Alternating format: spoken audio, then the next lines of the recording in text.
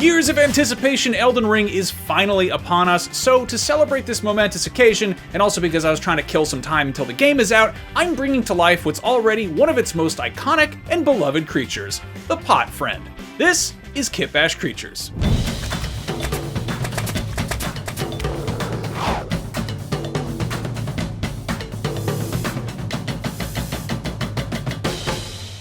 Greetings, Tarnished Travelers. I'm Max Scoville, and Kitbash Creatures is the show where we use household materials, art supplies, old toys, and pieces of garbage, and whatever else we've got lying around to create figures from video games. And that's what you're here to see, so time to stop pottering around. Let's get crocking.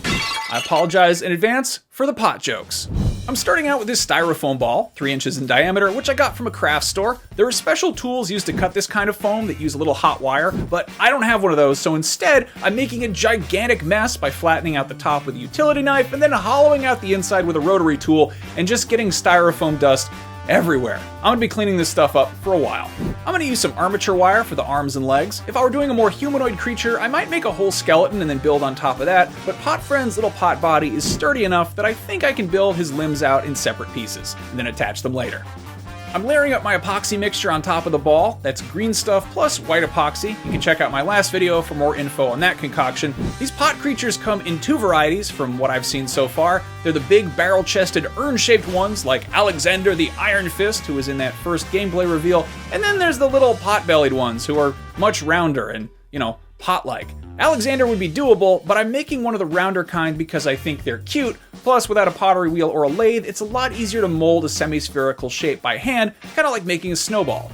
Alright, so to make the lip around Pot Friend's, let's call it a mouth, I'm just rolling out some long skinny sausage pieces and planting them down on there, and then I'm using a piece of wire and some rubber bands to make the horizontal indentations along the top. Once that hardened, I grounded and sanded the edges to look a lot cleaner. Safety goggles and a mask are a must for this part because I'm generating a cloud of particles made of a substance that is so hard it will likely still be around long after my body has decomposed, so having that in my lungs and eyes, probably not great. Also running an air purifier just to be safe. Anyway, while I was doing all that pot stuff, I was also adding this putty to the armature wire, leaving the joints uncovered because I want to be able to adjust the pose before the arms and legs are attached to the body, and that'll be easier after the layer of putty on the pot has hardened. Using thinner wire, I'm making little hands and feet, and this whole process is pretty sloppy and sketchy, and I'm going to be chipping away at it for quite a while. In some cases, literally. Pot Friend's arms and legs are much lumpier and more organic than his pot body, which is a pot. I'm test fitting the arms and legs with the body along the way. Pot Friend doesn't seem like he needs to be in a super dynamic pose, but I wanted to make him look as natural as anthropomorphic crockery can. After some more grinding and sanding away at the various edges, I'm adding a few narrow horizontal ridges with long skinny pieces of putty. The most tedious step here is going to be adding that twisting chain pattern. It might be possible to do this by gluing down intertwining pieces of wire or string, but I'm using putty, which might not look quite as good, but it's something that I know is going to work, even if the process is an annoying pain in the ass. The big bas-relief spiral pattern is going to be one of the more difficult parts of this project, and after a lot of head scratching, I figured the best way to achieve it would be by making a little stamp. I took a tightly coiled piece of wire and pressed it into a thin layer of white epoxy that I'd spread along the pot. Normally I mix the white epoxy with green stuff so it takes detail better and to speed up drying time, but in this case I don't want it to harden too fast, and I'm going to go back and carve it more after it's cured. To keep the wire from sticking, I coated it with a bit of cooking oil, which also helped lubricate the putty for when I go back and touch up the pattern with some sculpting tools.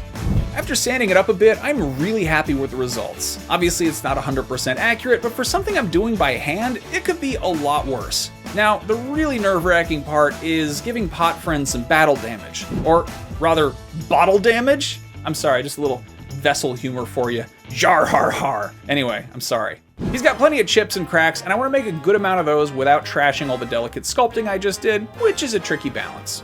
Now next, you're probably wondering, how will I ever make Pot Friend's arms and legs look like they're covered in small rocks? Simple. I'm going to cover them with small rocks. Is this a stupid idea? Maybe. But I have a whole assortment of sand and gravel that I use to make terrain, and if you think video game microtransactions are bad, model making will have you paying money for a dime bag of literal dirt, or you can go outside and collect it and strangers will think you've lost your mind. Moving on, hot glue made the most sense here because it's sticky and viscous enough to hold the rocks, and it dries quickly, and it's also sturdy as hell, so I'm just going to town here, gluing down a mix of different sized pebbles, plus some small gravel, and it looks stupid now, but trust me, it'll come together when I paint it all.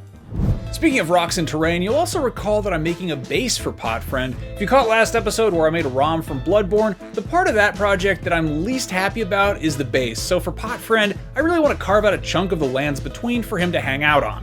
I'm starting with a wooden base, which is another craft store purchase, and I've masked off the edges so that they're going to stay clean for later, but in hindsight, I should have sanded and painted the base first, but instead I saved it for last, which was very stupid of me.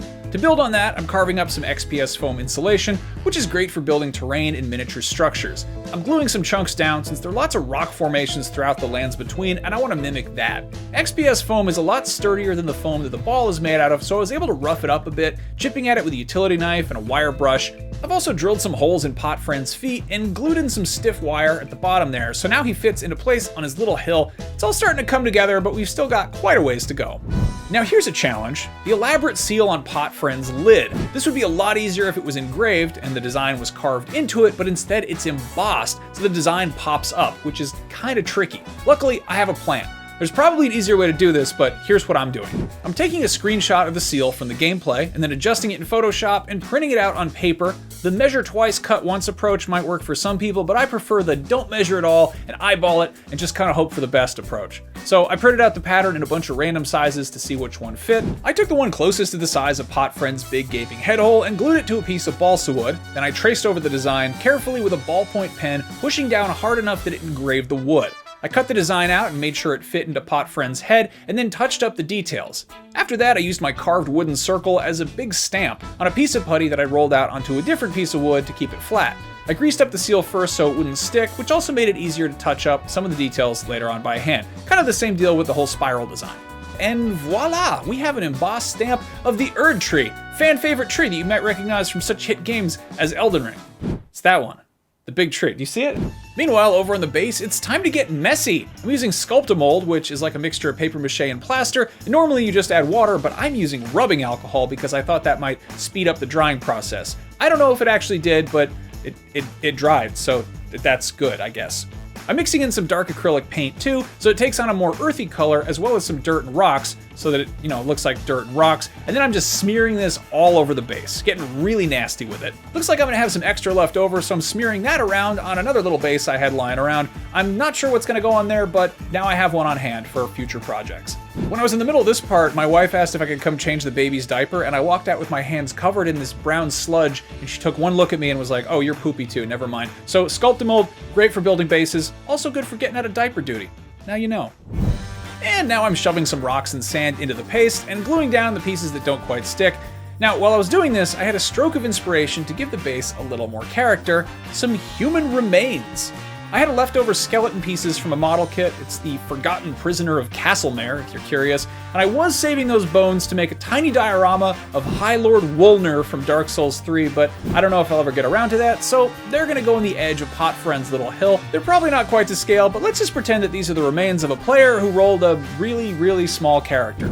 I don't know, maybe they're playing with mods or something. Alright, I think we're finally done building Pot Friend and his base, so I am priming these with my airbrush, though I guess it's also kind of a base coat since I'm using a few different colors. The point of priming is to create one consistent matte texture across all the surfaces that paint will stick to better, and since we've got multiple flavors of epoxy and hot glue and various rocks and probably some cooking oil residue, just slapping paint on this guy without priming might not look too great. One tricky part of this project was those little handles that loop over Pot Friend's shoulders. I wanted to prime the arms and body different colors, but the pot handles are the color of the body, so I wound up just priming everything the color it should be, and then gluing it all together, and then touching it up later.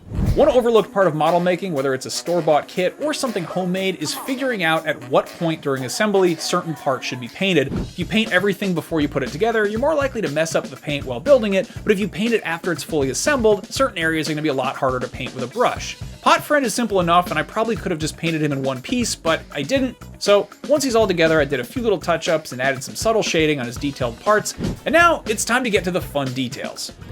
The seal on Pot Friend's little lid is a nice splash of color, and it's a prominent part of the character design, so I took my time here, using a darker color for the base, adding a wash, and then dry brushing a bright, almost orange color so it really pops.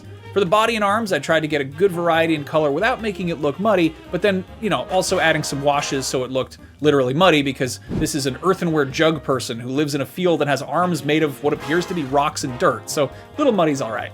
I ripped up the tip of a sponge brush to add some speckling and chips along the lip and front and back of the pot. This is a great technique for doing rust or battle damage on model kits, but I don't want to overdo it. I'm doing all of this with acrylic paints, specifically the kind that people use for miniature painting and tabletop stuff. Acrylic is great because it's water-based, so that it's easy to clean it up and it dries really fast. I actually speed things up sometimes with a hairdryer, and then once it's dry, it is effectively plastic, meaning that it is going to scrape off before it washes off or dilutes. This makes it great for models and miniatures, but very bad for clothing and carpets. On the other hand, oil paints are basically just pigment that's been suspended in linseed oil, and these need to be thinned with a much more hazardous solvent like mineral spirits or acetone, and they take forever to dry, so it's very easy to smudge them, which makes them absolutely terrible for overall model painting, but really good for subtle blending and dry brushing, as well as washes and grime, like I'm doing here. They're just wonderful. I love this. I'm laying down a few blobs of paint and then washing some thinner over it, and it just makes the pigment run all over into all the little cracks, and any screw-ups I can just wipe away or blot away with a, Q-tip or paper towel or whatever. For model making purposes, it is also dirt cheap in the long run because a little bit goes a very long way. I bought these tubes for weathering literally a decade ago, and they are all still mostly full. As for the base, I have dry brushed the rocks with acrylic a little bit, and I'm doing a few little oil washes on our lovely skeleton friend.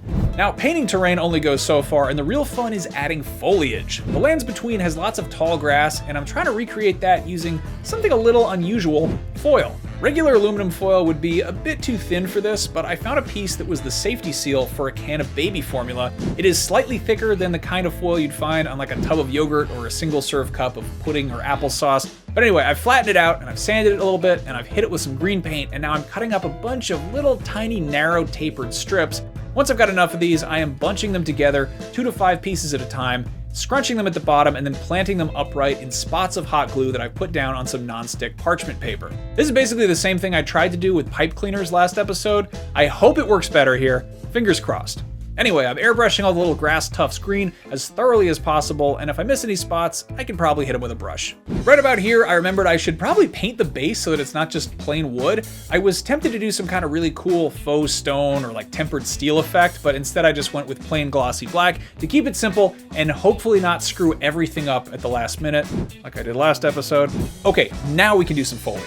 I'm using some super glue gel to attach the tufts to the base. Tweezers are maybe the most underrated tool for doing hobby stuff, and they're saving me a lot of frustration here by keeping me from getting my fingers stuck together.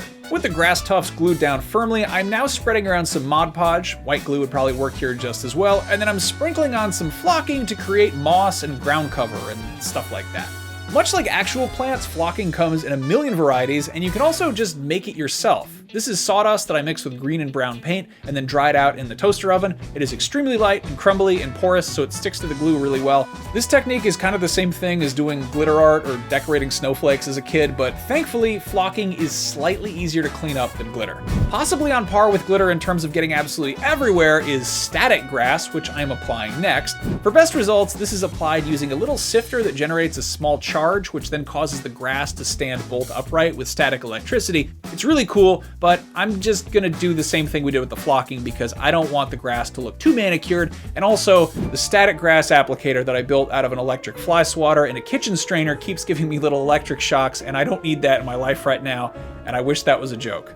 Alright, enough goofing around. We are really in the end game here, though I think calling it the end game makes it sound a lot cooler than it is because I'm just going around and gluing down little bits of fake moss and miniature flowers onto my diorama, but would you look at that? Those are in fact the finishing touches, and we have completed our very own pot friend.